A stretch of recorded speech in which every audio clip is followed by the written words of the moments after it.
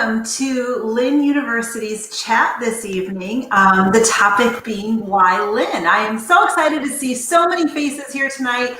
My name is Karen Fisher and I work in the Office of Admission. I am one of the admission counselors who has the pleasure of working with all the students who live and go to school in New England. So special hello to all my New Englanders who are joining us tonight. We have an amazing group of students joining us. I'm looking here, people from all over the country, all over the world. We have folks here from Pennsylvania, from Florida, from New York, from the Dominican Republic, from Peru, from Haiti. Thank you, thank you, thank you for taking time out of your evening to spend with us. I hope that we can provide you with some information that's new, interesting, helpful, and of course, nothing else but entertaining, right? So as I said, my name is Karen, and I'm going to be your host for this evening. I work in the Office of Admission as one of the admission counselors, and tonight I am joined by two of our current students and one of our faculty members. So they are going to be a wealth of knowledge for every single question that you could possibly want to know and possibly need an answer for. We have a really qualified bunch here tonight, and I know you're going to love hearing from all of them. So without further ado, I'm going to introduce our folks that are here tonight. We're going to start with our students. I'm going to go to the first person that I see on my screen, which is Brandon, and have him introduce himself and tell you a little bit about his journey to Lynn.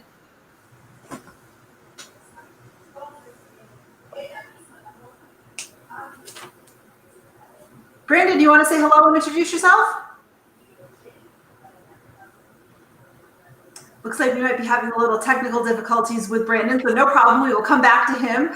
So I am going to turn things over to Anna for her to introduce herself to the group. Hi, everyone. I am Anna Lopez. I am now a sophomore at Lynn University. I am studying psychology, and I am from El Salvador.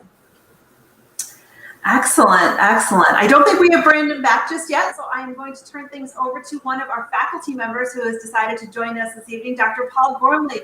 If you would introduce yourself and tell everyone on the chat tonight a little bit about you and how you ended up at Lynn. Good evening, folks. As Karen has told you, I'm Paul Gormley from the College of Arts and Sciences, and I teach in both the dialogues and in criminal justice. So at the moment, for example, tonight I came home from teaching a course in environmental law, not criminal justice, not dialogues, but I get around.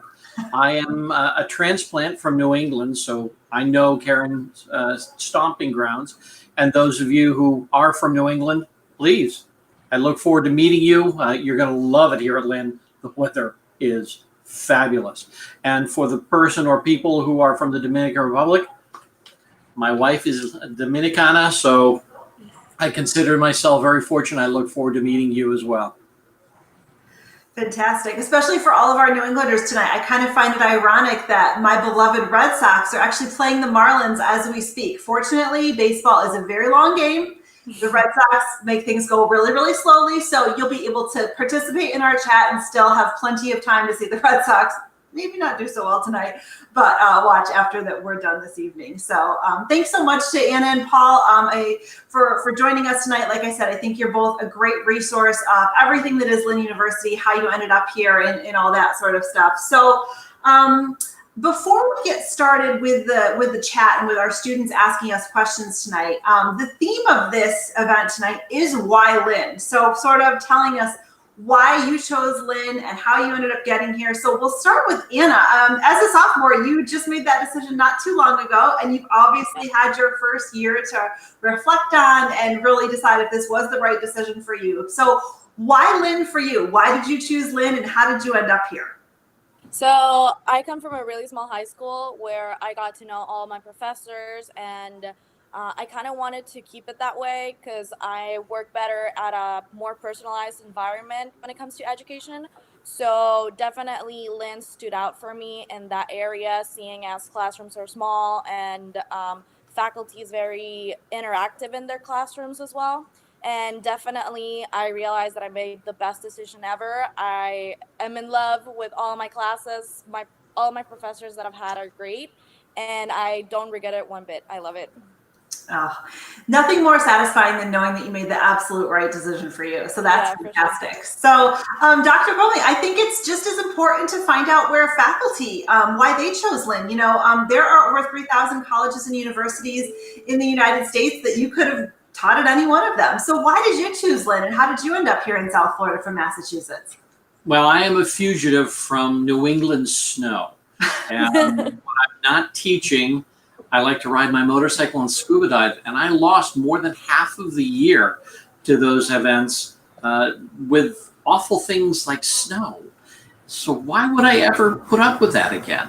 I taught in New England, in Massachusetts for a number of years. I practiced law up there. And when I finished my doctorate at Northeastern University, I went out on the market, and the rule was I had to be near water.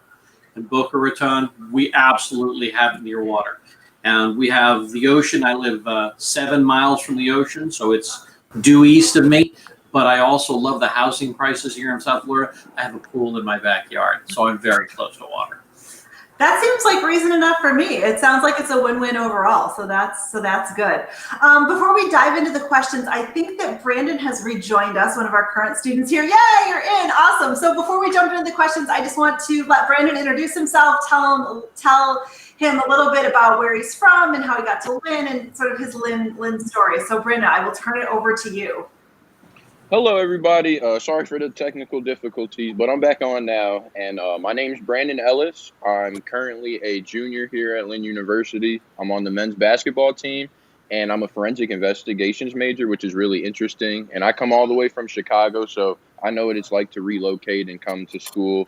And so feel free to ask any questions, and I'm here to help, and reach out to me even after this chat's over. Sounds great. Thanks so much, Brandon. I'm so glad that our folks here who are participating in the chat tonight are all from different parts of the globe, really, because that just is such a culmination of what Lynn University is. There are students from all over the country, all over the world, and it's truly a melting pot. And I think that this group here that we have tonight is really representative of that. So without further ado, I'm going to go ahead and jump into some of the questions that have been rolling into our chat. So thank you so much to everybody who's been pushing questions to us. The first question that we are going to start with is from Michael, and Michael says he's not sure what he wants to major in. Is that going to be a problem? I'm actually going to put that towards Dr. Gormley because he does teach in the dialogues, which is our general curriculum. So I'm sure you see students all the time who aren't sure of a major or don't really know what they want to do, right? Absolutely, and I will confess, let's just put this out there myself, in undergrad, I changed my major 5 times. So don't be ashamed of coming in and saying, I'm not sure what I want to do. This is a great place to find out. You take a couple of courses, you bounce around, you figure out what agrees with you. In the dialogues, which are identically required for everybody in all of the colleges, in all of the majors, if you're taking forensic investigations, if you're an international business major, if you're one of my students, criminal justice, or you're in environmental studies, wherever you are required to take the 5 areas of dialogues and courses at the 1 through 400 level in all of those areas. And one dialogue carries over from one major to the other in exactly the same way. I had one student 2 years ago who was a criminal justice major. He told me in fall of his junior year, he wanted to switch to sports management. Okay, it's a big change, and he wanted to do that. And I went in, we completely reworked his schedule. All of his criminal justice courses became all of his open electives, fulfilled all of his dialogues, and he will graduate this spring. So he's right on track, didn't lose a day, and everything is all set for him. That's beautiful. Brandon and Anna, did you both come in knowing what you wanted to major in and jump right in right away? I did. You did? Okay, that's great. Both of you did.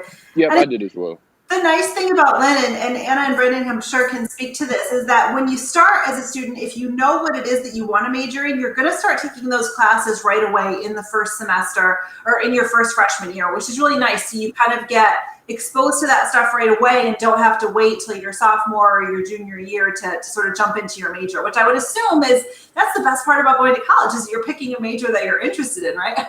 Yeah. Absolutely. Absolutely. Perfect. So the next question that is coming in is, do you offer study abroad? Now, have any of our students, have you all taken advantage of study abroad yet? It's been a little trying with these current times that we're in for the study abroad department. But Lynn offers an amazing study abroad program through our Center for Learning Abroad. You can start studying abroad as early as second semester of your freshman year, all the way through second semester of your senior year, which is great. You can study abroad for a year, for a semester, or for our January term, which I'm sure we'll talk about in a few minutes.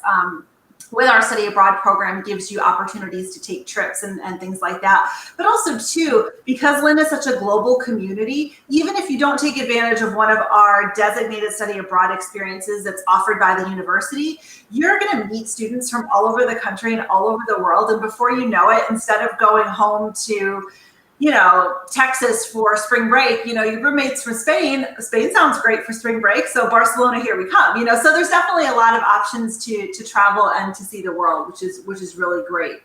The next question comes in from Simon, and he wants to know what makes Lynn University different from some of the other universities out there. I think, Anna, you're the probably most recent person to go through the admission process on our call tonight. So when you were looking at other schools, what did you really feel like made Lynn stand out and made Lynn a little bit different from the other schools you were looking at? So Lynn was the only school I applied to in the US. You made it really easy for us then. Yeah. And the other ones were basically in Spain or Mexico.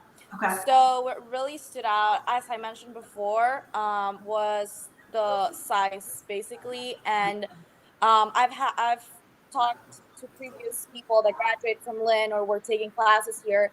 They all told me the same thing, that your classes are super personalized and everyone is like really friendly. We're like a big family here. And when I came here, I got to know that was true. And then comparing that to all the other universities, they all had this big lecture halls of 200 students, and I really couldn't see myself there. So basically that's what stood out. Knowing that I'll be taking classes in a really personalized environment, and I'll be known as a student instead of like a number or a random name on a piece of paper. Absolutely, absolutely. Brandon, were you considering a lot of other schools when you were looking at Lynn? Yes. So a lot of different schools recruited me for track and basketball, depending on like what size school they were. So I took a lot of visits from California to Florida and everything in between. And what really stood out to me was like what Anna just said, was that family feeling, and that when I came on my visit, they really made me feel like I was already coming to school here before I even put in an application. I got to meet with my department. I got to meet with the whole forensics department when I came on my visit. I was able to meet with the basketball team. They were taking me through the CAF. They were showing me things outside of campus. And it was just a really great experience for me. And I ended up committing on the spot, like when I came down here for my official visit. So that's why it stood out to me a lot. And that's why I'm glad that I chose here.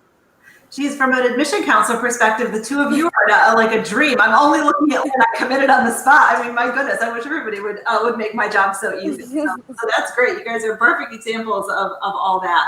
The next question's coming in is about the application process, which couldn't be a more perfectly timed question. Our application is up, it's live. It went live on the 1st of August, so we've already had students who are applying to the university. We have some who have been accepted already. So for those of you who might be on the chat tonight who have been accepted, congratulations. We've gotten a chance to read a handful of applications, and they've all been great. And so the question about the application process is, how long do I have to wait for my application to be processed? So once your application is complete, complete meaning we've received your application, your essay's been submitted, your transcripts, your recommendations. If you decide to apply with test scores, your SAT, ACT scores, just as a side, we are test optional, so those aren't necessarily required. Once everything is complete, we have all the documentation that we need to review your application. Within just a few weeks, we'll have a decision back to you. So we try to turn things around as quickly as we can, with still giving your application a thorough review. So basically, if you've already submitted your application and you haven't heard back, check into your portal and see if we're missing any documents, because that could be what's sort of holding it up through the process. So the next question coming in is from Connor, and he's wanting to know about average class size. Brandon, can you talk about how big and small some of your classes have been at Lynn? Yeah, so here at Lynn, what I really like about it, what drew me to the school, was its smaller class sizes, because I can just concentrate and I have a relationship with my professor. In some of my forensic investigation classes, even this past semester, before everything with COVID happened, there were only about 8 people in my class, and those were for multiple classes, which was really nice because we could really dive deep into our group work, but also our professor knew each one of us by our name and where we're from, and so much personal information about us that it was just really fills into that family environment. I believe here at Lynn we have about around right around an 18-to-1 student to faculty ratio as of this past year as well. Absolutely. For broad term. But once you get into your majors, you get really and specified in your classes, the class sizes go down a lot. Dr. Gorman, do you feel from like a faculty perspective that you can really feel that connection with your students because the classes are so small? Absolutely. In my environmental law class today, we have a whopping, I think, 13 in the class. So we get to, it's not just I'm going to talk about the Clean Water Act and you're going to hear me and take notes. It means there's a qualitative interaction and the students can stop and go, no, wait, what about this issue? How about that problem?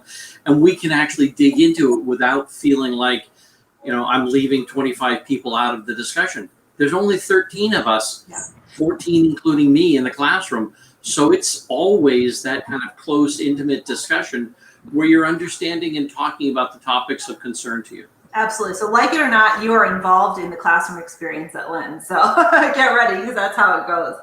The next question comes in from Michelle, and she's asking about how student life is at Lynn. Anna, can you talk a little bit about student life on campus? Yeah. So I'm actually really involved on campus. As Brandon, I am part of the Student Admission Ambassadors, but also I am involved in Psych High, which is a psychology club, which is great because we have over different 40 clubs and organizations on campus. And you can basically find one for your specific major, which is cool because they offer a lot of different opportunities. Also, I'm involved in the Lynn Leadership Institute and Night-a-thon, which is fundraising for pediatric cancer here at Lynn. And the Lynn Leadership Institute is basically teaching you skills on how to be a leader in your community. So that's for student involvement. And then student life on campus, as Brandon and I mentioned before, it's like a big family here. So you get to hang out with people from all over the world, which is great because you learn a lot about their culture and you get to make really, really good friends out of them. I even consider my friends family, and I've only been here for a year. So that's great. Yeah, they always say the friends you make in college are friends for life. So I think that you're a perfect example of saying that that's absolutely true and how things are going to go. So the next question comes from Olivia, and she's asking if we offer any programs for students with diagnosed learning differences. And we do actually here at Lynn. It's a great program. It's been around for almost 30 years. It's called the Institute for Achievement and Learning, and it's academic support outside of the classroom. So you're in the same classes, the same majors, the same residence halls as everybody else. It's just going to be added support outside of the classroom with professional tutoring and one-to-one academic coaching on a weekly basis. When you apply to the university, you would indicate on your application that that is a program that you are interested in. Once you submit your application for the university, you will receive the next day an application for the Institute for Achievement and Learning for you to go ahead and fill out. So those are some of the options that we have with that. We do have a lot of virtual programming that we're doing over the next few months for folks who might not be able to physically get to campus, even though we are open for campus visits. So come see us if you can, but if you can't, we understand that too. So we're doing a lot of virtual offerings.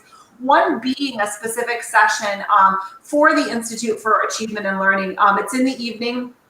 We have one on the 17th of September and then one on the 15th of October, 7 o'clock in the evening, where you'll hear from current students and then also some folks that are professional staff members in the Institute talking more specifically about that program. So that is something that if you're interested in, I would highly encourage you to attend later on.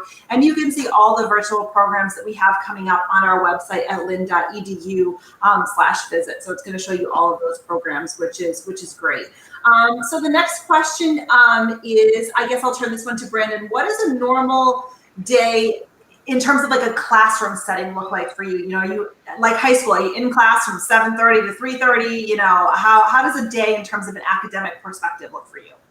Well, to start off, we have practices for basketball, so we have a certain like 3 hours that we just don't take any classes. And so my day might look a little different than somebody per se that's a non-student athlete. But I'll probably take an 8 a.m. for most of the different semesters that I'll be here at Lynn. That'll give me time to get up, go to class, enjoy myself. And then also I can get breakfast in the caf because it's 24/7, so I can kind of walk in whenever. And then I'll go through the caf, go to practice, and then I'll either have 1 or 2 more classes, depending on what kind of day it is. Because if you guys aren't aware, in college, you don't take the same class every day. It's spaced out, which is really nice. And so it gives me a lot of opportunity, and it kind of makes it easier to do homework so you're not always focused on the same exact thing every single day. But yeah, it's not that bad, and that gives me plenty of time to enjoy South Florida as well on my free time outside of basketball and academics. Absolutely. And I like that you just gave a nice plug for the positiveness that comes with taking an 8 a.m. class. I think 8 a.m. classes get a bad rap, and you're like, I get up, I eat breakfast, it's no problem. So I feel like that was a nice plug for those folks who teach 8 a.m. classes. So if Dr. Gormley teaches 8 a.m.s, there are a few people I'll be like, okay, obviously. So I went to bed at 4 a.m. I'm very glad to have an afternoon. No. So you will not be seeing Dr. Gormley bright and early at 8 a.m., which is which is where you'll see Brandon. And well, actually, Dr. Gormley, this brings me to the next question. And that's, did the professors get really involved with the students? Would you say you're involved with your students both in and outside of the classroom, as long as it's not 8 a.m.? Absolutely. And I will say that there is a multitude of ways that we connect. I'm never going to hunt down my students on Facebook and creep their walls and friend them, but I will accept friend requests, LinkedIn requests. I will follow people on Twitter. But in addition, I get to know many of my students through repeated classes, and I know what their interests are, and I know what their aptitudes are. So I'm happy to write letters of recommendation for law school and grad school. I'm happy to talk to them about my former life as a defense attorney, why they might want to be in the police work, why they might want to consider corrections, whether they want to go to law and become a prosecutor, defense attorney, or even ultimately a judge. That's what these qualitative relationships are all about. That's great. I mean, I just think, like I said, those connections are things that are just going to extend so far on into graduate school and professional life. And our faculty are incredible. And the fact that they're so involved with our students is a gift, I think, to our students. The next question coming in is from Alyssa, and she wants to know how she can make her application stand out. Well, as somebody who reviews applications on a daily basis, if I can give you one piece of advice, it's be yourself. I think sometimes in the application process, you keep thinking to yourself, well, what does a college admission office want to read? What are they looking for? This and that. We're looking for you because we want the best picture of who you really are and what you need to be successful that we can possibly get. Subtle plug for next week, one of our virtual sessions. We actually run a session once a month here at Lynn, and it's how to submit a competitive application to Lynn University. It's me hosting, so if you're not totally annoyed by the sound of my voice, myself hosting with 3 of my admission colleagues who also review applications, and we give you tips and tricks on the best way to write an essay and how to put your letter of recommendation together, who to ask for a letter of recommendation and who not to ask for a letter of recommendation. So we give you the pros and cons of both. So hopefully you can attend that session because it really provides you with a lot of tips and tricks and insider information. Another question about the application that's coming in from Anna wanted to know if we're test optional. Yes, we are test optional. So if you want to submit SAT or ACT scores, you can. You don't want to, you don't have to. That's completely up to you. I know a lot of folks were struggling to get those standardized tests in this year. So if you haven't gotten a chance to take them, no worries. Apply to us. You don't need to submit those scores, which is great. The next question for applications is what's the deadline for the fall semester? So for fall 2021. So we do have 2 forms of admission here at Lynn. We have an early action program and we have regular decisions. So the deadline for early action is November the 15th. So if you submit your application by the 15th of November, you will have a decision from us no later than the 15th of December. It's early action, so it's non-binding. You can apply to Lynn and 15 other schools. It's just an early notification program here at the university. If applying early action isn't something that you're interested in, no worries. We have a regular decision program, and the deadline for that application is on March the 1st. You can apply on our website at lynn.edu. We also accept the Common App. So, whatever's the most easy and most convenient way for you to apply, we would be more than happy to receive your application, which is great. How many student credit hours do most students take per semester? So Brandon, how many classes do you take in any given semester? 4 or 5-ish, right around there? Yeah, I take around 4 to 5. I also came in with some AP credit, so I'm taking some extra classes just to try to graduate a semester early. But around 4 to 5 is a number that we have to have for basketball at least, but I would encourage you to take that many as well. And you feel like, I mean, obviously you're a busy guy, you work on campus, you play a sport, so you feel like that's enough to keep you busy, give you time to do homework, but also not be too stressed in terms of, I gotta work, I've got a game, I've got this, I've got that. You think that's a manageable number for students? Yes, I think it flows really well. No task is too daunting. Yes, you have to work. It is college, but it's not like I'm miserable every day because I have mountains and mountains of homework. I think it's nice. Absolutely. And obviously there's more times of the year that are a little bit more stressful than others, but that's just how college goes, but how high school goes too. I think a lot of students experience that in high school. And the next question is about our core curriculum. So I'm going to turn that one over to Dr. Gormley. Can you talk a little bit about just how it's structured and how the classes that we're giving students are really applicable to every single major, whether you're criminal justice or business or conservatory of music? Everybody takes the dialogues courses, which are our core curriculum. So think of the credits and courses that you would take in a college curriculum as totaling 120 credits. And in round numbers here at Lynn, what we'll have is 5 areas of dialogues, and I'll try and do these right off the top of my head. Dialogues of quantitative reasoning, belief and reason, scientific literacy, justice and civic life, self and society. It's taken practice, but I can now finally get them. You got it. And there's a 1, 2, 3, and 400 in all of those areas. So in theory, you take 20 courses, 5 times areas, 4 times levels of courses. But what you'll have is a couple of courses that will count both in your major and in your dialogues area. These are called double counts. And in so doing, what you'll be able to do is create more open electives credits that you can take at a variety of levels. So at the moment I mentioned I'm teaching environmental law. And of the 13 students who are in my class, I think only 2 or 3 of them are taking environmental studies. The rest are business majors, criminal justice majors. Some people are taking the class because they saw I'm taking it as a law class. Some people are taking it because they saw it's a law class. Some people are like, I'm in business, but I want to know something about how I'm going to be good to the environment or how I can make money in environmental science from a business perspective. But what you'll have is this mix of the dialogues, your major courses, and a set of electives that will probably expand as you take double count courses that get more than one thing out of the way. And most people, right off the bat, the first semester, it's not like some colleges where you're going to have to sit through freshman English. We don't have a freshman English course. We have a number of 100 level dialogues courses.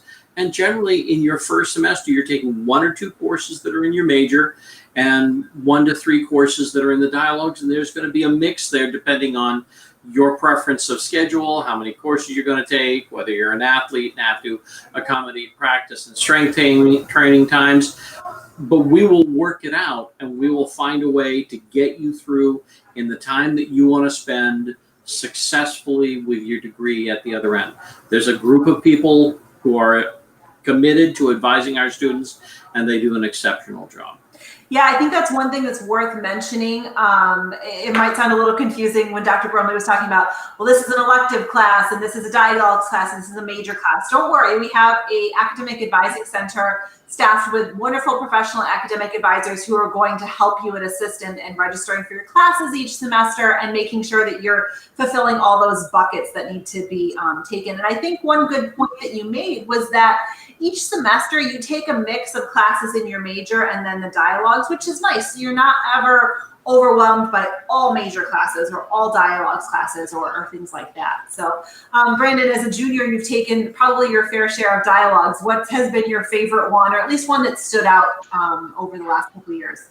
Probably a dialogue that stood out to me the most was the the first dialogue class I ever took at Lynn, which was a personal finance class. Okay. I thought that was very beneficial just because when I was in high school, I would get $20. It'd be gone before I could get home. And so it was really good class to teach me about budgeting and just being smart with your money. And it had a lot of real world carryover, which I still utilize to this day. Yeah, absolutely. They should see if I can audit that personal finance class for these years, I think. So next question is from Lisa. She wants to know if we offer anything with fashion. We do offer a fashion merchandising major. It is in our College of Business and Management, which is our largest college on campus. So it's a great program. It's kind of the business side of fashion, but they also do a fashion show every year. This past year, they even made it virtual. So they were able to pivot on a dime with that, which is great.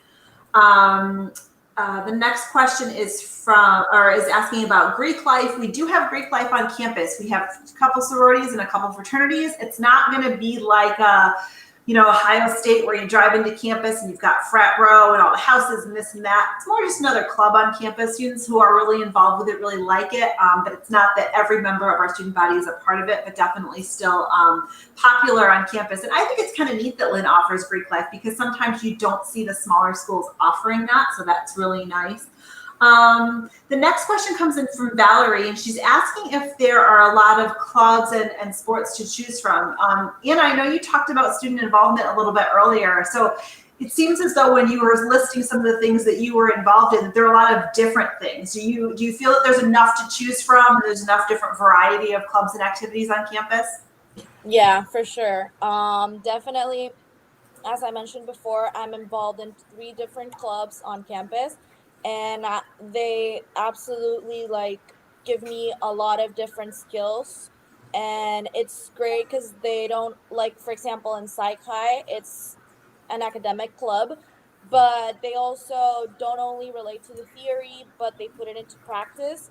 So you don't go there and sit and talk about psychology, so they make it really entertaining, and we have guest speakers come in. They teach us a lot about different mental health issues going on, and it's really great because they speak from experience, and you get to know a lot about different areas of your area of study with firsthand professionals that come down. And there's plenty of clubs and organizations to choose from, not only academic, but extracurricular activities like sports. We also have Greek life as well, or we also have Hispanic clubs. I don't know if there's other nationalities involved, but I know that there's the Hispanic club. So it really depends on what you're looking for, but you're definitely going to find something that you want to join. And if not, I've heard that it's really easy to just build up a club. You can get it started in 2 weeks.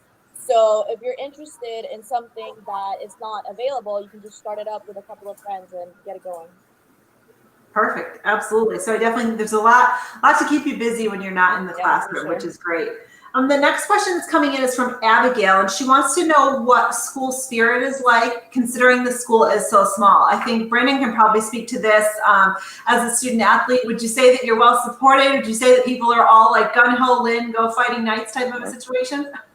Our school spirit is very nice, and I think something that plays into that, just speaking from an athletics standpoint, is that our games are free no matter what sport it is. And for that reason is why we led the SSC in average fans per game for the past year across our athletic department, which is just a staple to Lynn. People are in there going crazy. There's giveaways. They get the fans involved.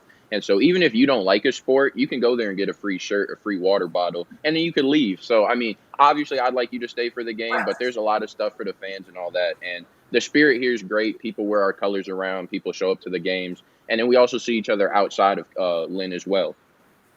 Absolutely. Absolutely. There's so much to be said about the spirit that starts with our athletics programs and then bleeds into other parts of the campus, which is fantastic. I don't know if this has come up in the chat before, but we are Division II for all of our varsity athletic sports. We play in the Sunshine State Conference. Not to brag, but according to our athletics director, we are an athletics powerhouse. So, definitely a force to be reckoned with here at Lynn University. So it definitely makes it a lot of fun to cheer on your teams. The next question actually has to do with virtual/remote learning versus in-person learning. So I'm going to I'm going to ask from both the faculty perspective and the student perspective. So we'll start with Dr. Gormley. And the question is, do you teach in person? Do you teach virtually? And how does that sort of work? At the moment, we are in a hybrid environment. So in the 13 students who are in my environmental law class from 3 to 5:30 today, 2.5-hour block, this is a reflection of a strategy Lynn adopted to respond to the COVID pandemic. And to limit the number of students who are moving around and interacting, we've gone to a 4-week term where our classes meet 4 days a week for 2.5 hours at a time.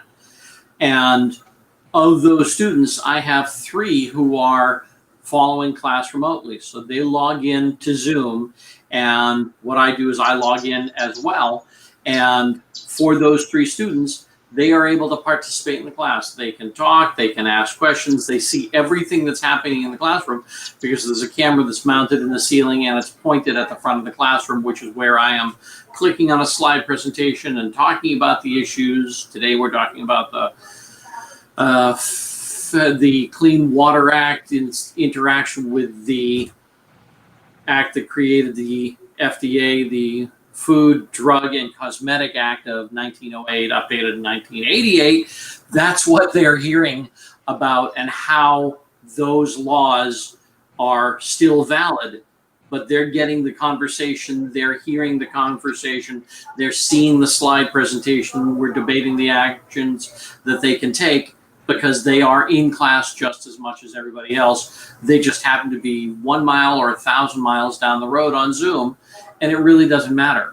Having spoken to these students directly, they are actually mostly here in Florida, though I think one is in Saudi Arabia, and they are able to do so, keep up, and suffering no ill effects from being in a remote version of the same class. Sure, absolutely. Anna, from the student perspective, are you taking classes in person or remotely? Both, actually. Okay. How's that going for you? Yeah, so both of my classes have like a bigger class size because they are dialogues, so they're more general. So they have divided the class into 2 groups, in which for one group you'll get in-person classes 2 days a week, and then Zoom classes the other 2 days a week. So for both of my classes, I do that, and I feel like it's the same experience that I get when I'm in person and in Zoom. Just because, as Professor Gormley said, like it's really interactive because you're live on Zoom. It's not pre-recorded, so you get to participate in class and you actually get to do group activities. They separate you into breakout rooms so you can like talk to your classmates as well. And it's the same thing that's going on in class. You're just watching it through a screen, but it's still classes are really interactive. It's basically the same. Like I don't dislike Zoom over in-person classes because I feel like I'm still there.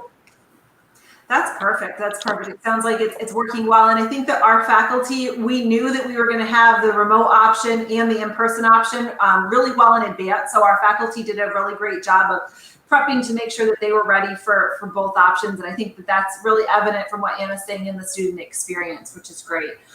So I have 2 questions coming in, one from a student and one from a parent in regards to athletics at Lynn. So I'll let Brandon answer them. So the one coming in is, what's it like being a student athlete? She's asking because her son is being recruited for cross country and track. And then William's asking, he's a baseball recruit. Just generally speaking, how are the athletic facilities, Brandon? How would you answer those questions? Okay, so for the first one, like, what's it like being a student athlete here at Lynn? And I can answer that just by saying, like, it's really nice. It's a great school to be able to go to, but also represent, like, on the field. We signed the biggest a shoe apparel contract in Division II history with Adidas. So we're taken care of very well here as opposed to other schools across the country. Our facilities are very well maintained. They're not like the biggest, and that's just due to our size, but we have probably some of the nicest facilities, some of the nicest facilities in our conference and across all the other schools I toured. And that's also part of the reason, because athletics is a big part of my life. And it's just really cool to be able to get along with teams. Like, we're international. We recruit on an international level. So you'll make those relationships with people from across the country that are on your team and from other sports teams. And the sports programs at Lynn get along, which is something you don't see at all universities as well, which is really nice. Very true. I have to give you a shout out, Brandon. Your background is just simply beautiful. I had to the sun started going down, so I had to switch sides. Well, it is looking, Twilight at Lynn is doing a nice job for your background. Those palm trees, the beautiful blue sky. I mean, it doesn't get much better than that, folks, right? And tell everybody what the temperature is, probably in the 80s, something like that outside right now. Yeah, probably like 85, 80. Not I'm kind of sweating. Not too shabby, not too shabby. So the next question is, what kind of jobs are available on campus? I know, Anna, you mentioned that you work in the Office of Admission, but are there other jobs available for students on campus? Yeah, so there's a lot of different student employment opportunities, from the Office of Admission to International Student Services Office to Student Financial Services Office to the student involvement. Like, there's plenty of different opportunities for students to get employment on campus. And the best thing is that most of them work around your schedule. So you don't have to sacrifice your classes because you're working, because you're a student worker, So like, they know that your priority is to go to class. And then they're super comprehensive when it comes to like building your schedule around your classes, which is great. Absolutely. And Go ahead. Anna brought up a great point by saying student worker, and that's to also further elaborate on the last question. Same thing goes with athletics. Our athletic department does a tremendous job of working with our professors, and that allows us to not only have these iPads where we can do our work on the go, on the bus, on the plane, wherever it may be, but it also allows us to be able to communicate with our professors while we're on a away trip and let them know that we're going to turn something in a day late, and that since we have those relationships with our professors, they know that we're just not trying to get an extra day. Like, we genuinely have something come up and they can take that and make sure we don't get the late penalty if we have to miss it for a game or whatever, which is really nice here as well. Absolutely. I think people are really understanding to whatever circumstances that you're going through at the college level, for sure. Brandon, I'm so happy that you mentioned the iPad program, because the next question that's coming from Grant is, what is technology like at Lynn? So can you talk a little bit about the iPad and how that sort of works? Of course. So this is the iPad that you're going to get. I'm using it as a ring light. Visual aids. I love it. But so we get iPads here at Lynn, and a majority of our schoolwork and our coursework is all located on the iPad. So no more big, heavy textbooks, which saves you a lot of money and a lot of back stress. So you're able to take your classes wherever you go. If you want to go home, you can join in on a Zoom call. You can go on the Canvas, which is what we use to organize our schoolwork, which just makes it very easy to navigate throughout, like taking 5 classes. You have it all organized on the side. You can go see exactly what you have to do for the whole month, which is really nice. And it really gives you no excuse to not do your schoolwork, because it makes it so accessible and so easy. But it's a great tool, but you can also use it for your own personal, like I have TikTok on here. I have Xfinity Stream. Like, I have all those things as well. So it's really nice to be able to de-stress, but also to organize your schoolwork, and saves you a lot of money. Absolutely. Absolutely. So the next question that's come in from Michael is actually specifically for Dr. Gormley. And he said that he's heard a lot about hands-on and experiential learning at Lynn. What specifically does that look like in your classes? And I know this is going to be good, because you are a very hands-on kind of a guy and have stories that can just be written in a book, I think, someday, your stories that you've had about real life experiences in the criminal justice field. I worked for a police department. I did 20 years as a defense attorney. My wife's a retired chief probation officer. I have a lot of toys. And when I teach policing, for example, I bring handcuffs and ballistic vests, and the students get to handcuff each other, and they get to go through the exercise of, oh, the TV shows make it sound so easy to get out of the handcuffs. Go ahead, here's the key, try. And they can't do it. They're fiddling around. And I don't know how you make that. Then don't believe the TV shows. And the TV shows where it's like, oh, well, they didn't read me my rights. I can get out of here. No, it doesn't work that way. So I am bringing my cases in. My wife, when she's teaching criminology, she's talking about what they do. And we are making it real. We are giving life to the textbooks, which, as Brandon has said, you don't have to carry heavy textbooks. You put it in the iPad, but we are giving life in the hands-on activities. So what we'll do is in criminal procedure, which I'll be teaching in the spring, there's going to be a motion exercise, and the students will take positions as prosecution and defense with police reports from my years of practice, and they will not be able to pick the facts that they'd like to have happen because they're restricted by the content of the police report. Either this happened or it didn't.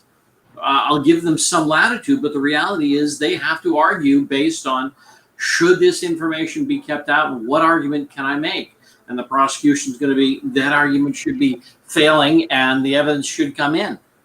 So we all bring, particularly in criminal justice, where we have a retired FBI agent, a retired prosecutor, myself, a retired defense attorney, we are all bringing in the reality of our lives and the worlds we worked in to make it as viable and vibrant an experience as possible, because no one's interested in hearing me talk about the rule of homicide and what first degree means. That's boring for all of us.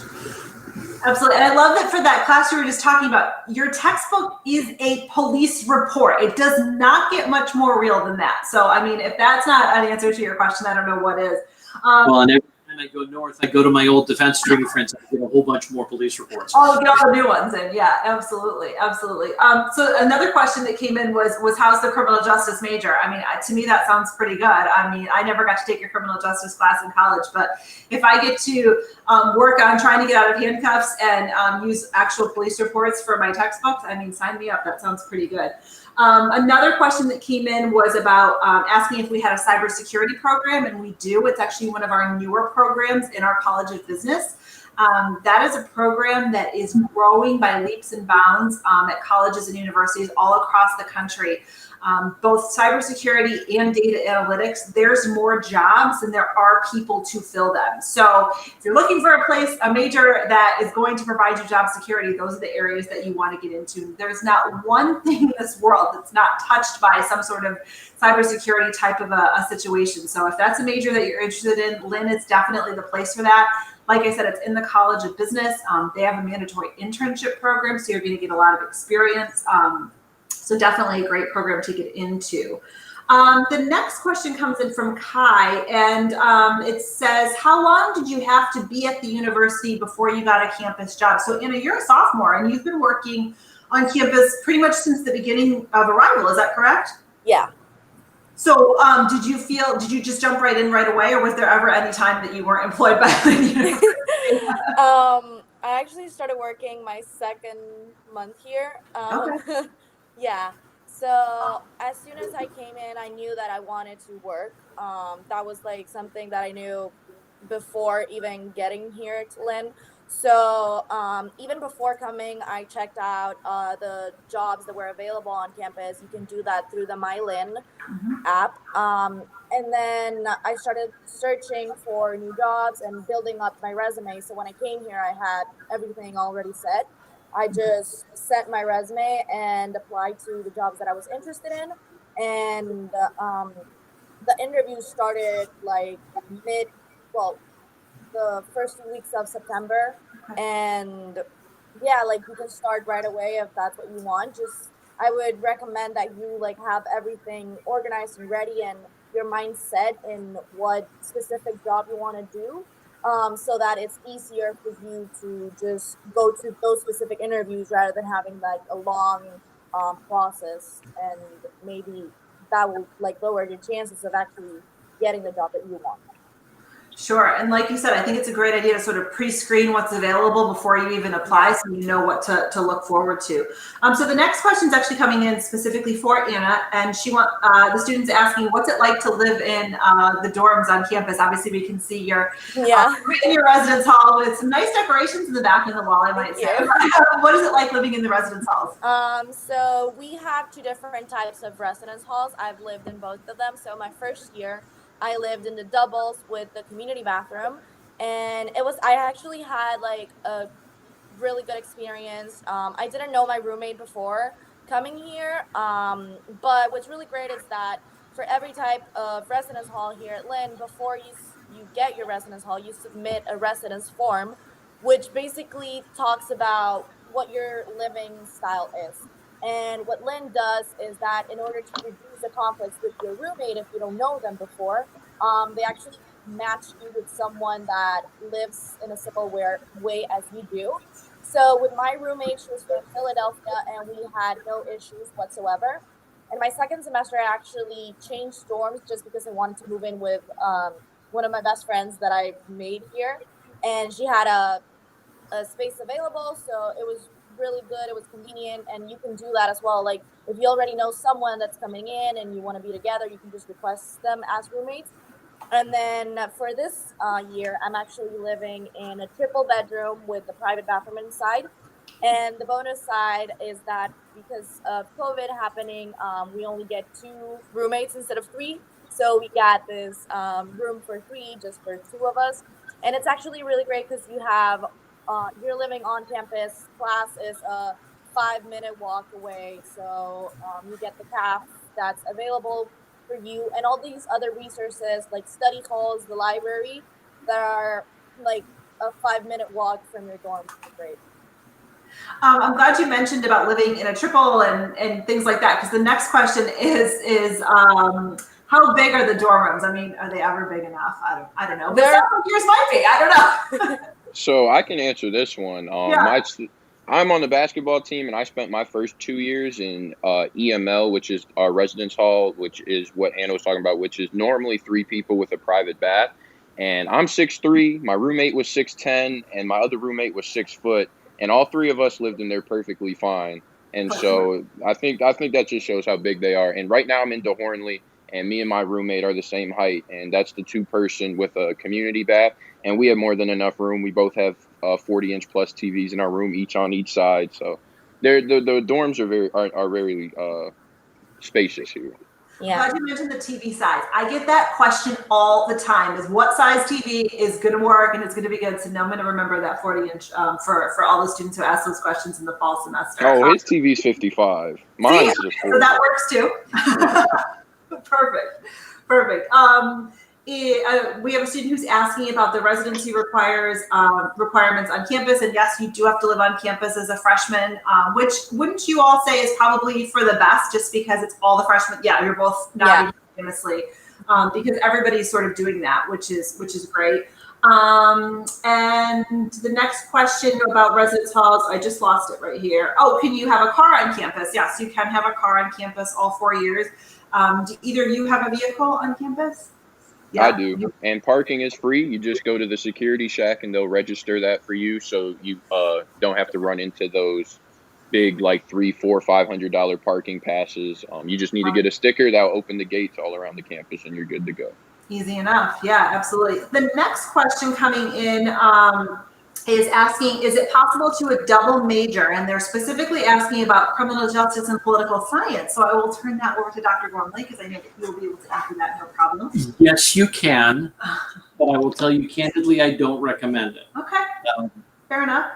You can, but what I would suggest is if you have a driving interest in both of those subjects, pick one of them to be a major area of study and pick the other for a minor. There is some course overlap. There's a number of faculty overlap between the areas. And I think what you'll find is that a major in one and a minor in the other will fill the needs that you seek.